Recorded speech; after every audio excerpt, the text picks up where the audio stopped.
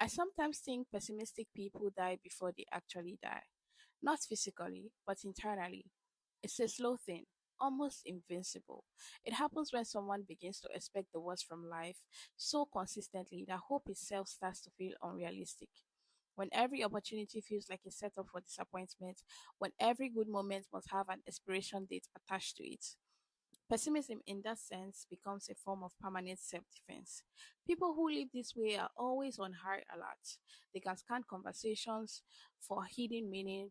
They wait for things to go wrong because experience has taught them that things eventually do. Optimism to them feels almost irrational. How can someone expect good things to happen?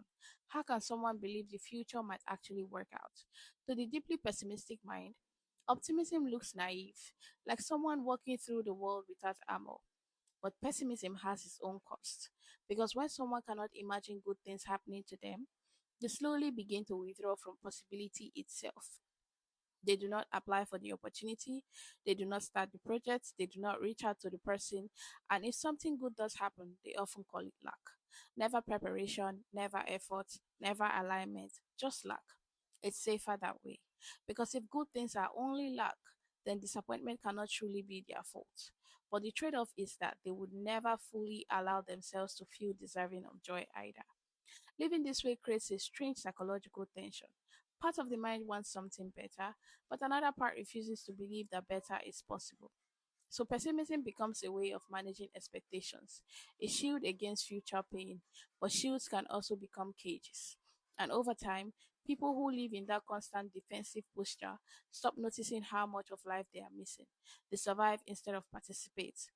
Optimistic people are often misunderstood by pessimists. Optimism is not the belief that nothing bad will ever happen. It is the belief that even when bad things happen, life is still worth engaging with, that possibility still exists, that effort still matters. Optimism is not blindness, it's courage. Because to expect good things sometimes requires vulnerability. The willingness to believe that the future might surprise you in a good way. And that belief can feel terrifying to someone who has been disappointed too many times. But life has a strange habit of expanding around the expectations we carry.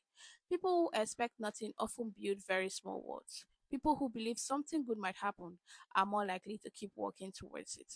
The tragedy of pessimism is not that it protects people from disappointment. The tragedy is that it slowly convinces them that they are not allowed to hope.